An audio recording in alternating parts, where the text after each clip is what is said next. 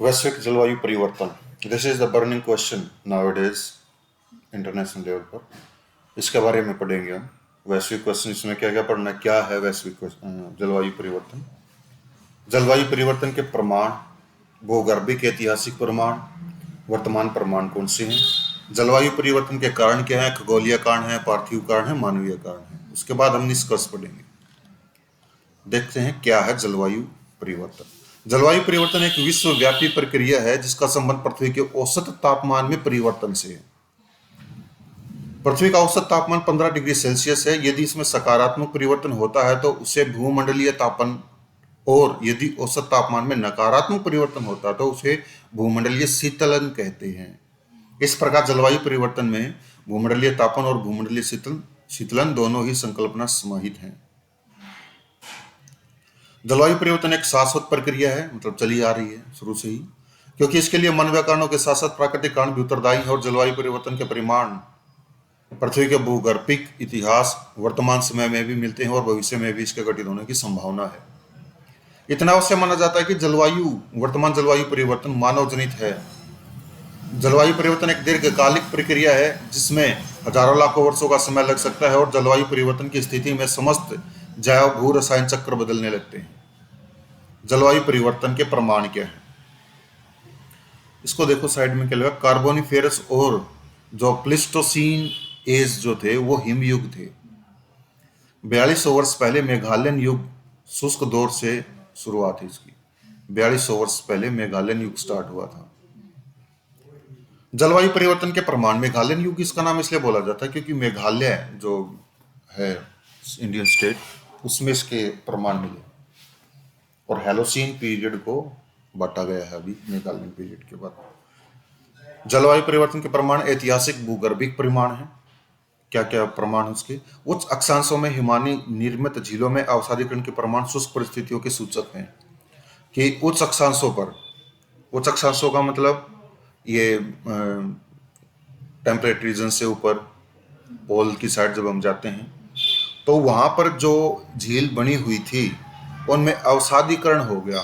अवसादीकरण का मतलब उसमें डिपोजिशंस हो गए, सेडिमेंट्स। ठीक है, डिपोजिशंस होने के बाद झीलें सूख गई, जो हमें ये बताती हैं कि जलवायु में परिवर्तन हुआ, और वो पॉजिटिव परिवर्तन हुआ है क्योंकि पानी जो बचा हुआ था वो इवेपोरेट हो गया। ठीक है, उच्च अक्षांशों में ही हिमानी के प्रसार और संकुचन शीत और उष्ण परिस्थिति के सूचक हैं। हिमानी का प्रसार हो गया या संकुचन हो गया, मतलब बर्फ जो जमी हुई है वो अगर टेम्परेचर कम होगा, कोल्ड होगा, तो वो ज़्यादा फैल जाएगी। टेम्परेचर ज़्यादा होगा तो पिघल करके वो संकुचन हो जाएगा। ठीक है, ये प्रमाण है कि टेम्परेचर में घटोतरी और बढ़ोतरी हुई है। पृथ्वी के भूगर्भिक समय में कार्बोनिफेरस एवं प्लिस्टोसीन हिमयुग का प्रमाण मिलता है। इसी प्रकार एक नए भूगर्भिक युग जिसे मेघालयन युग कहते हैं, जिसकी शुरुआत आज से 4200 वर्ष पहले मानी जाती है, शुष्क परिस्थितियों से शुरू हुआ है। आज से 18,000 वर्ष पूर्व अंतिम प्रमुख हिमयुग और 10,000 वर्ष पूर्व अंतर हिमयुग का प्रमाण मिलता है। अंतिम हिमयुग है ये। समुद्र तल में भी परिवर्तन के प्रमाण मिलते हैं। वृक्षों के तनों में पाए जाने वाले वलय भी जलवायु परिवर्तन का प्रमाण देते हैं। कि कैलिफोर्निया के जंगलों में अध्ययनों के आधार पर यह निष्कर्ष निकाले गए हैं। वृक्षों के तनों में कैसे वलय पाए जाते हैं, जैसे जैसे टेम्परेचर बढ़ता जाएगा, वृक्षों के ऊपर की एक मोटी छाल होती है ताकि टेम्परेचर का ज़्यादा प्रभाव ना पड़े। ठीक है, और जैसे जैसे ये छाल होती जाएगी ना, टेम्परेचर बढ़ता घटता जाएगा, टाइम जैसे जैसे चलता जाएगा, हर एक सीजन में एक वलय होता है। उनसे वलय से पता चल जाता है कि कितने टाइम पुराना है, कितने समय पुराना है, और टेम्परेचर कैसा रहा है। वनस्पति के प्राक जीवाश्मों के प्रमाण है। उच्च अक्षांशों में कोयले का मिलना। वर्तमान प्रमाण क्या है, 10वीं 11वीं शताब्दी में यूरोप शुष्क दौर से गुजरा था, जिसके कारण वाइकिंग कबीले के लोग ग्रीनलैंड जा बसे थे। वाइकिंग कबीले के लोग 1550 से 1850 के मध्य यूरोप ने लघु हिमालय को अनुभव किया था, लघु हिमयुग को। 1930 के दशक में यूएसए के दक्षिण पश्चिम भाग, जिसे धूल का कटोरा कहते हैं, यूएसए का दक्षिण पश्चिम भाग में व्यापक मौसमी परिवर्तनों को दर्ज किया गया। दक्षिण पश्चिमी भाग ये कैलिफोर्निया की साइड का। 1967 से 77 के मध्य अफ्रीका के सहारा क्षेत्र में भी मौसमी परिवर्तन व्यापक तौर पर हुए थे।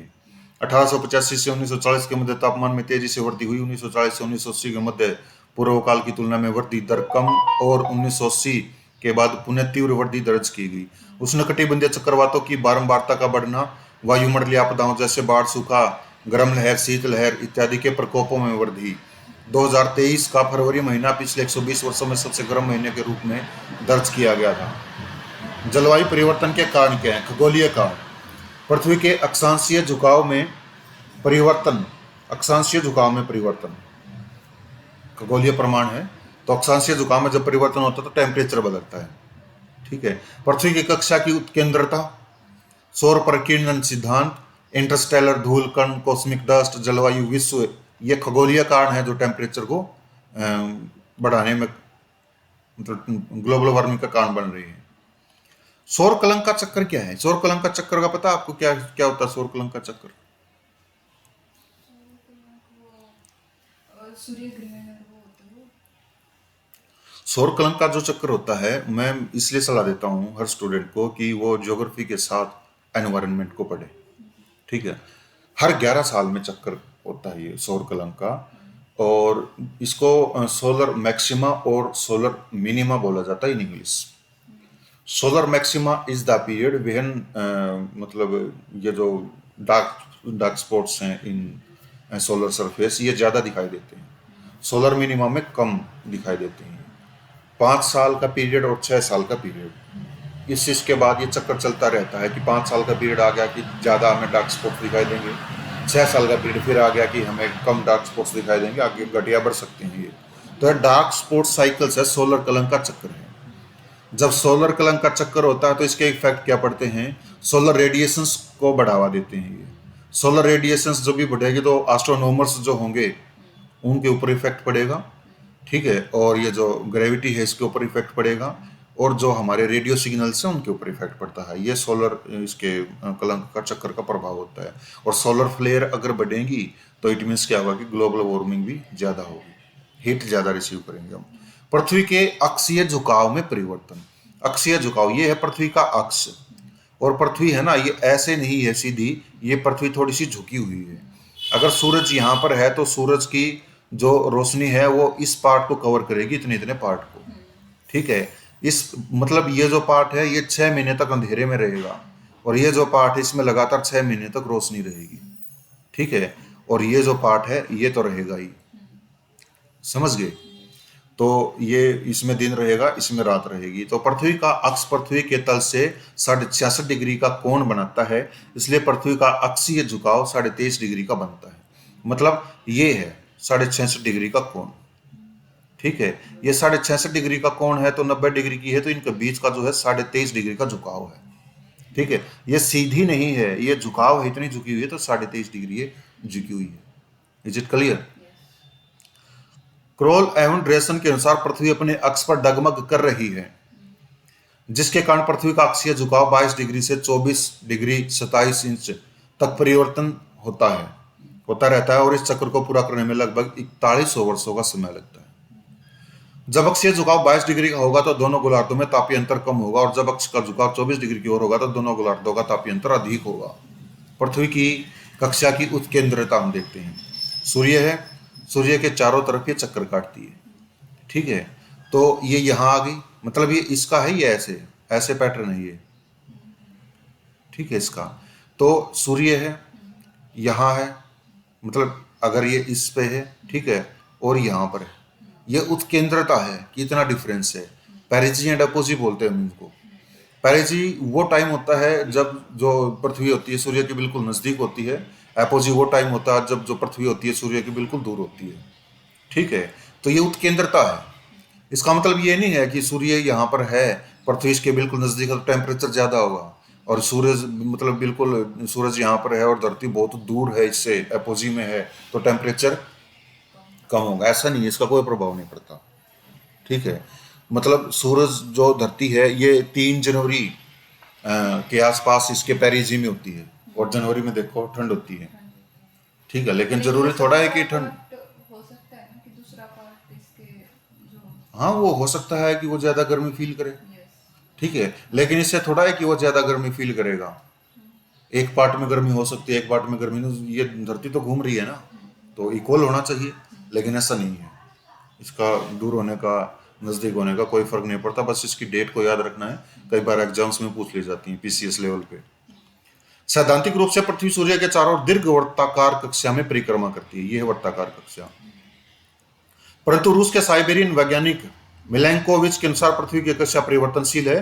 पृथ्वी अपनी कक्षा में लगभग 95,000 से 1 लाख वर्षों के अंतराल पर दीर्घ वर्ताकार से वर्ताकार कक्षा में आ जाती है। ये बताया था रशियन वैज्ञानिक ने, ठीक है।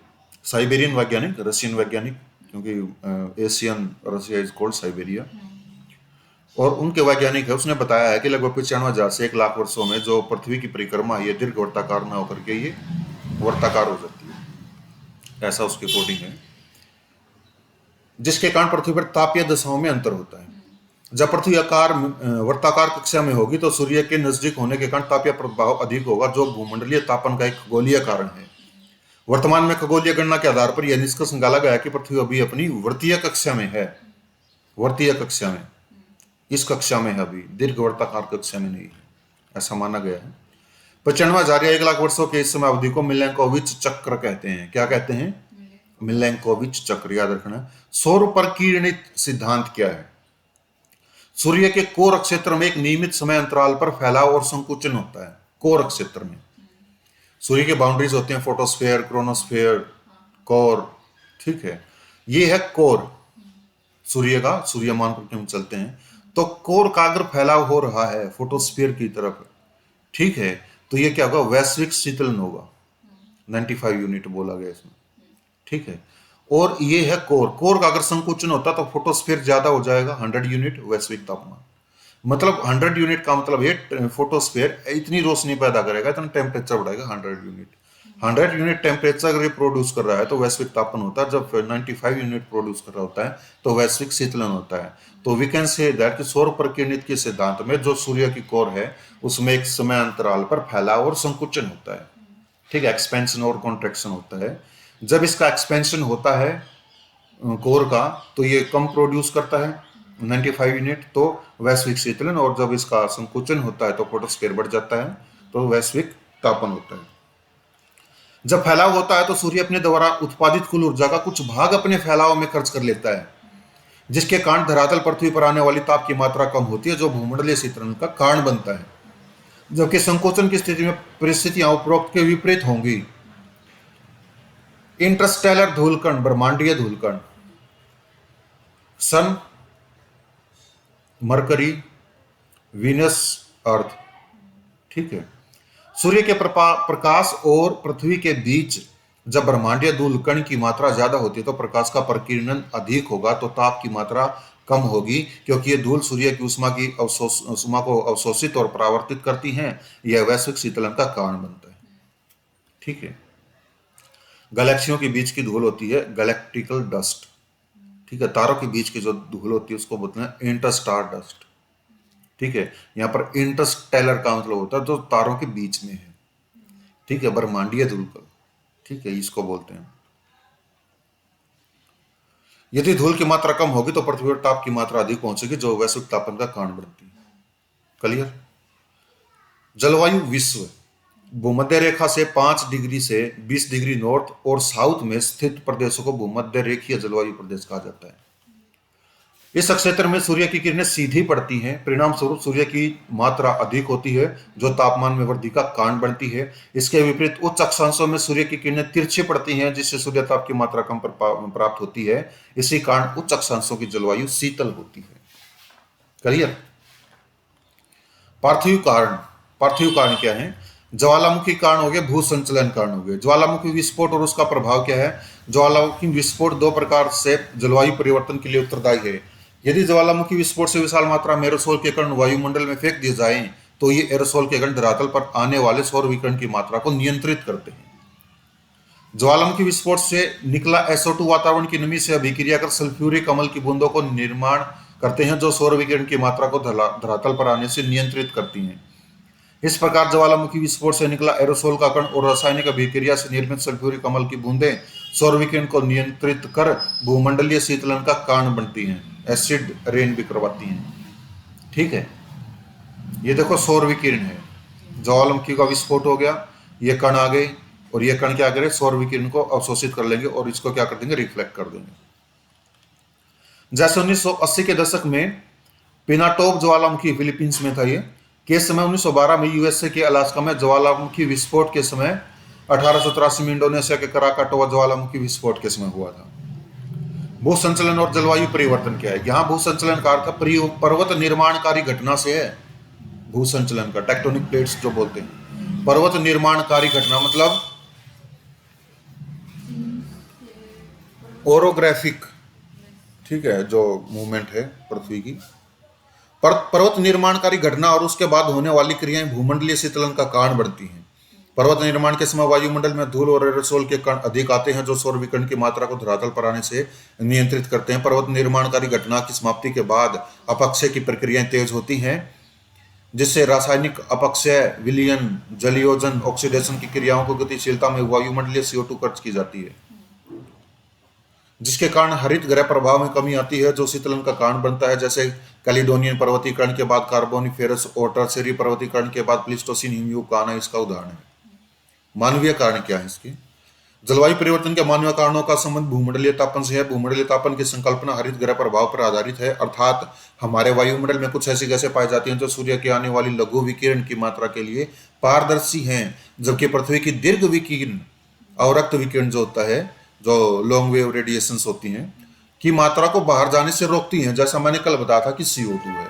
CO2 क्या होती है, ट्रांसपेरेंट गैस, ट्रांसपेरेंट होती है जब सोलर रेडिएशन धरती पर आती है, लेकिन जब अर्थ की रेडिएशन, टेरेस्ट्रियल रेडिएशन जो है उनके लिए वो क्या होती है, उनके लिए वो ओपेक होती है, मतलब अर्थ की हीट को कैप्चर कर लेती हैं, सूर्य से आने वाली हीट को वो धरती पर आने देती हैं, पार कर जाती हैं, जिसके कारण पृथ्वी और उसके संपर्क के वातावरण का तापमान बढ़ रहा है, जिसे भूमंडलीय तापन कहते हैं। और जिन गैसों के द्वारा हरित गृह प्रभाव उत्पन्न किया जाता है उन्हें हरित गृह गैस से कहा जाता है।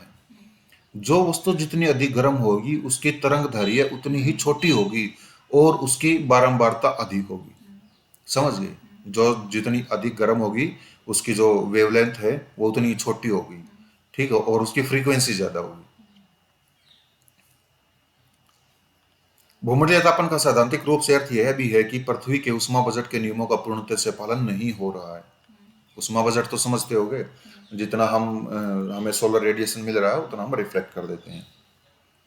ये देखो ये सूर्य है, इससे अच्छे से समझ में आएगा कि ये एक चक्कर हो गया, वातावरण लगा सकते हैं। सौर विकिरण, लघु विकिरण हो गया, सूर्य से आने वाली जो ये विकिरण है ये लघु विकिरण है, शॉर्ट वेवलेंथ है। ये ग्रीन हाउस गैस है, ठीक है। ये ग्रीन हाउस गैसेस जो हैं, जो सूर्य की जो विकिरण होती है, जो रेडिएशन होती है, उनको अपने मतलब पास से, अपने अंदर से गुजरने देती हैं, पृथ्वी पर आ जाती हैं, ये धरातल पर आ जाती है। लेकिन धरातल से जो उठने वाली रेडिएशन है उसके लिए ओपेक है, उनको ये गुजरने नहीं देती।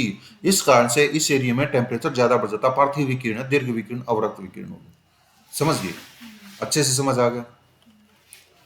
1997 में जापान में जलवायु परिवर्तन पर क्योटो प्रोटोकॉल का आयोजन किया गया था, जिसमें हरित गृह प्रभाव उत्पन्न करने वाली गैसों की पहचान की गई थी, जो निम्न है। कौन कौन सी हैं? कार्बन डाइऑक्साइड, यह प्रमुख हरित गृह गैस है जो वायुमंडल में ppmv, पार्ट्स पर मिलियन बाई वॉल्यूम के द्वारा मापा जाता है। औद्योगिक क्रांति से पहले वायुमंडल में CO2 की मात्रा 240 से 260 पार्ट पर मिलियन बाई वॉल्यूम था, जो वर्तमान में बढ़कर 417.5 ppmv हो चुका है।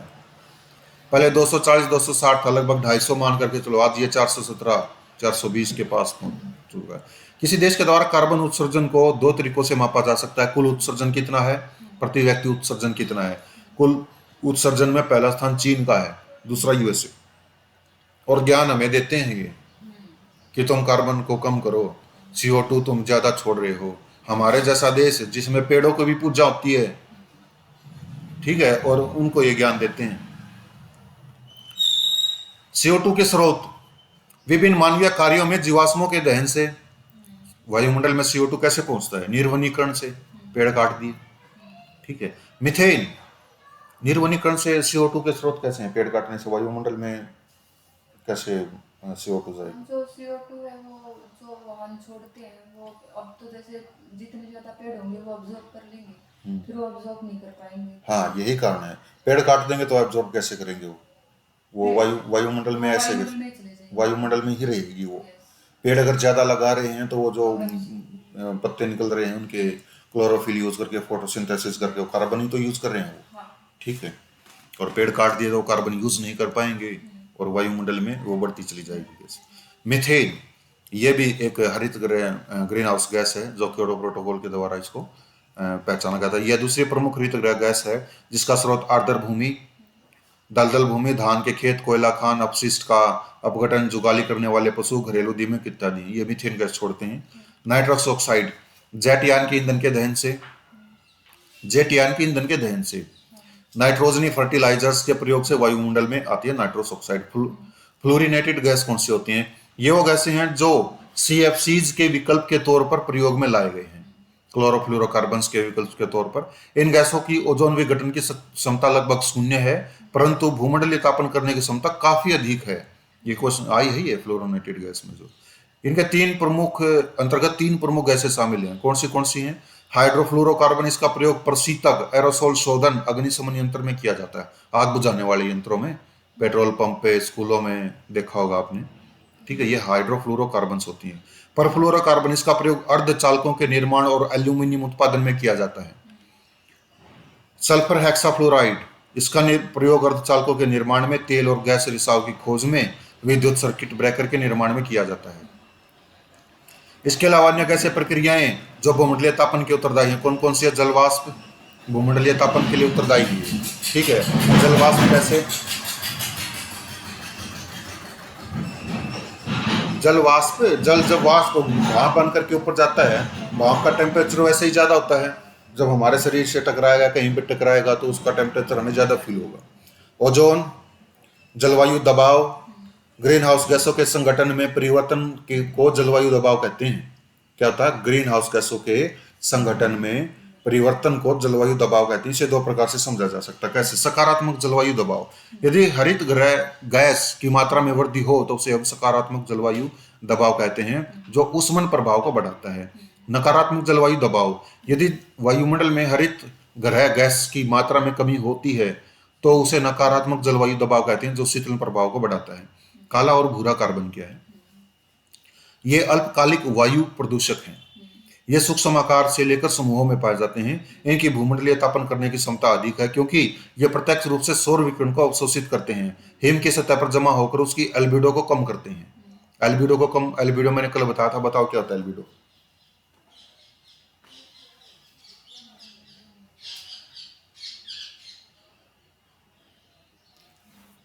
जो इंसोलेशन है, insolation means short form incoming solar radiation. ठीक है, वो इंसोलेशन होता है। इंसोलेशन को रिफ्लेक्ट करने की जो कैपेसिटी होती है उसको एल्बिडो बोलते हैं। बर्फ है, सफेद कलर है। सफेद कलर तो सारे की सारे जितने भी, पता है कि विबग्योर होती है, सूर्य के जो रोशनी उसमें 7 रंग होते हैं। व्हाइट कलर एक ऐसा कलर होता है जो सारी को रिफ्लेक्ट कर देता है, इसलिए वो व्हाइट होता है। व्हाइट कलर को व्हाइट हम इसलिए बोलते हैं क्योंकि जितना भी वो विबग्योर है, जितनी भी रोशनी, उसको सारे कलर को रिफ्लेक्ट करता है वो, इसलिए व्हाइट बोलते हैं। लेकिन अगर उसकी बर्फ के ऊपर अगर ये काला और भूरा कार्बन जमा हो जाता है तो बर्फ का कलर क्या हो जाएगा? काला या भूरा हो जाएगा। ठीक है, तो वो क्या करेगा? वो कम रिफ्लेक्ट कर पाएगा।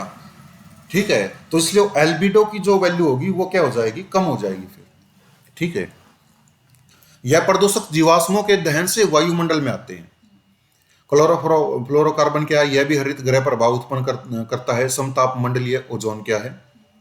समताप मंडल में उपस्थित ओजोन पृथ्वी के लिए रक्षा कवच का काम करता है, परंतु विभिन्न मानवीय कार्यों से ओजोन विघटित हो रही है, जिसके कारण धरातल पर पराबैंगनी विकिरण अधिक आ सकता है, जो भूमंडलीय तापन को बढ़ावा दे सकता है। ओजोन के विघटन से समताप मंडल का शीतलन संभव है। ठीक है, समताप मंडल का शीतलन संभव होगा, मतलब समताप मंडल नाम से ही पता चल रहा है एक ऐसा मंडल जिसमें तापमान समान हो। ठीक है, जलवायु परिवर्तन और भूमंडलीय तापन के प्रभाव क्या है? समताप मंडल पर पड़ने वाला प्रभाव क्या है? मृदा तंत्र पर पड़ने वाला प्रभाव, नमी कम हो जाएगी। ठीक है, समताप मंडल पर मृदा तंत्र पर पड़ने वाला प्रभाव है क्या है, नमी कम हो जाएगी, नमी कम हो जाएगी, अपरदन बढ़ेगा, उपजाऊपन कम हो जाएगा, क्योंकि नमी कम है, रिटेन नहीं कर पा रहे हो। वन संसाधन पर पड़ने वाला प्रभाव क्या है, वनाग्नि ज्यादा बढ़ेगी, टेम्परेचर बढ़ेगा तो, और वन्य जीव की संख्या घट जाएगी, मर जाएंगे वो जल जल करके। जल संसाधन पर पड़ने वाला प्रभाव क्या है, जल चक्र ज्यादा तेजी से बढ़ेगा, ठीक है, और असमय वर्षा होती रहेगी, वो भी बढ़ती चली जाएगी। कृषि प्रणाली पर क्या प्रभाव पड़ेगा, उत्पादकता कम होती चली जाएगी। और खाद्य सुरक्षा पर क्या प्रभाव पड़ेगा, गंगा मैदान तापमान 5 डिग्री सेल्सियस बढ़ चुका है, ठीक है, उत्पादकता 40% गिर गई गंगा नदी के मैदान में। ऊर्जा संरचना और मांग पर पड़ने वाला प्रभाव क्या, तापमान ज्यादा बढ़ेगा, ऊर्जा की ज्यादा मांग होगी, ऊर्जा की मांग ज्यादा क्या है, तापमान ज्यादा बढ़ेगा, लोग एसी यूज करेंगे, और एसी यूज करें, एसी के तो लाइट चाहिए, तो ऊर्जा की ज्यादा मांग बढ़ेगी। वायुमंडलीय प्राकृतिक आपदाओं में प्रकोप में वृद्धि होगी, टेम्परेचर ज्यादा बढ़ेगा तो बाढ़ भी ज्यादा आएगी, क्योंकि बारिश भी तो ज्यादा होगी, असमय वर्षा होगी, ठीक है। बारिश ज्यादा होने का मतलब ये है कि जो जल साइकिल है, वाटर साइकिल, वो बढ़ता चला जाएगा, असमय वर्षा बढ़ेगी। हीट वेव में 3 से 4% तक की वृद्धि हुई है। उष्णकटिबंधीय महामारियों का प्रकोप और क्षेत्र का विस्तार, डेंगू। जलवायु शरणार्थियों की संख्या में वृद्धि होगी, चटगांव डूबने के कगार पर है, ठीक है, मतलब शरणार्थ कहीं ना कहीं तो शरण लेनी पड़ेगी उनको।